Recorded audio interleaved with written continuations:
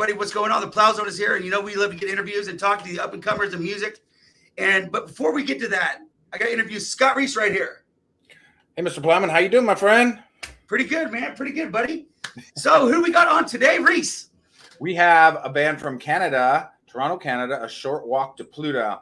Now, these guys are on Instagram doing cover songs, and they're also doing original music. Man, this girl can sing, and let's bring them on right now. This is Danny and Emma Armstrong and Mr. Danny Moriana. Hey, guys, welcome to the Plow Zone Radio Emma, how you doing? Thank you so much for having us. We're great.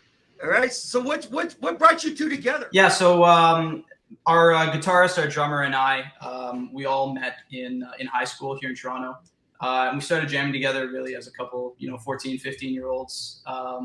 And we really just enjoyed playing covers. And that's kind of what brought us together, was just playing a bunch of songs that we really liked. A passion for Rush especially is really what brought us together. And then, as we, moved on from high school over into college and, became adults, we just kind of wanted to continue doing that. And so we formed a band ourselves. Emma came along down the line and, so solidified this group of four that we are. And we've been going strong ever since. So I'm going to ask both of you, but let's start with Danny. Danny, if you could sit down and have a conversation with anybody and talk about music, who would it be and what would you ask them? You know what? I'm a big Rush fan. It'd probably be Geddy Lee as a bass player. He's, my biggest influence. And I think he's got a lot of stories to tell. You read his big, beautiful book of bass, for example. That's just a compilation of all the bass guitars he has, and each bass guitar itself has its own story.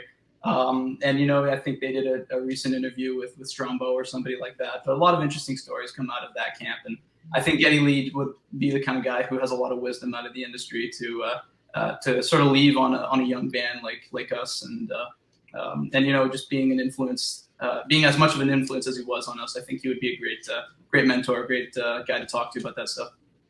Yeah, I noticed you play a Rickenbacker bass too. That's right. Yeah. Got to be modeled after Ged. Definitely. So Emma, who would you like to talk to, and what would you talk to him about? Oh, I would talk to Elvis. I love Elvis. I was the first, when I was first born, coming home from the cottage, I was actually the first musician I ever listened to. I want to talk to him about his vocal technique, how he got such soul and passion and just like drive in his vocal cords. It's gorgeous. The way that his vibrato is just off the charts. I don't know. I would just want to ask him everything that he knows and where he got. I saw the movie. I saw that how it kind of came about, but I want to know the real story. Something, a little piece of advice that you still sticks in your head. So we got the privilege recently of meeting Hector Maldonado, who plays bass in Train. And you know what? I think he was he really liked what we were doing, and I think it was really great to just have some sense of positivity out of what we were trying to accomplish here. So I don't think there was anything really specific that he brought up, but just to have his sort of confidence in our ability and his sort of reinforcement there, and that what we were doing was right, and we just got to keep doing what we're doing. It'll happen eventually. We'll break that seal sooner than later. So shout out to Hector. There wasn't advice that he gave us. There wasn't like specific advice that he gave us. There was. We were sitting in the backstage at the Budweiser stage in Toronto, just chatting with him, and he goes, "Just so you know, I don't do this normally. Like, I don't know you guys. I just think you guys are really cool, and what you're doing is really sick, and I just had to meet you." And I think like that really like stuck with me. I was like, "Wow, like we're actually doing something pretty important right now." So. Oh, wow. All right. Yeah. So, how does music move each of you spiritually? Ooh. We're getting really philosophical here. No, I think it's the kind of thing that can just kind of change the mood of your day. And go along with how you're feeling. You walk to work in the morning, or you put in your earbuds and listen to that first track, and I think that really sets the tone for the day.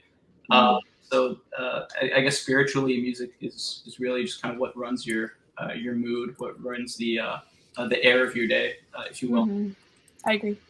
Yeah, I like music for me has been like a huge help. I actually struggle with a quite bad anxiety and depression, and thank God for music. Like it's put me in a place where I can just like, I feel confident. Like when I'm on a stage, I'm a completely different person than I am in real life. I'm quite shy around new people and not very chatty, but when I'm with people that I'm comfortable with, or if I'm on a stage, I'm just like, I don't know who I am. Yeah, It's kind of cool. There's nothing quite like, you know, seeing the reaction from a crowd based on the music that you're playing. I think that if anything is the biggest thing that you. Well, you have that mask on. You have the mask, right? You can hide behind your voice, your bass, and you're a different person. You know that's the beauty of it. You can escape in music. Yeah, just like plow zone mode. You know, going into it. You know, here we are, right? So what would be your definition of say making it music? If we actually do play in Brazil, we've had quite a lot of requests of people saying, come to Brazil. And the first time I saw that, I was like, famous. We did it. We did it, boys. We did it. Yeah, there you go. So when we finally actually get to play Brazil, then I'll be like, okay, we've peaked. It might not get better. We'll see. What about you, Dan? Yeah, you know what? It's funny seeing all the comments that we get on social media and everything. You know, come to Grand Rapids, Michigan. Come to Brazil. You know, come to Germany. You know, all these spots around the world. You know, seeing that we're touching all these spots and you know people actually want to see us is really great to see. So, you know, I would really like us to tour the world at some point with this. You know, once we've reached as many countries as humanly possible with our music, I think that would be kind of the biggest indicator of success. So somebody was to come to one of your shows, what can they expect seeing you live? You know what? We like to bring the energy at our shows. I think we like to start things out with a bang and sort of keep the intensity going up from there.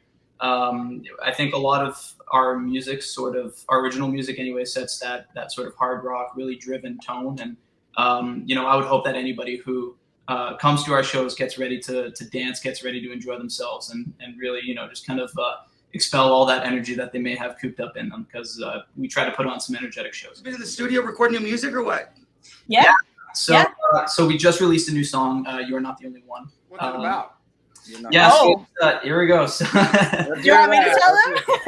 Go ahead, Emma. Go ahead. I'll let you take it. Okay. So this song, it's really, it depends on where you want to go with it. People.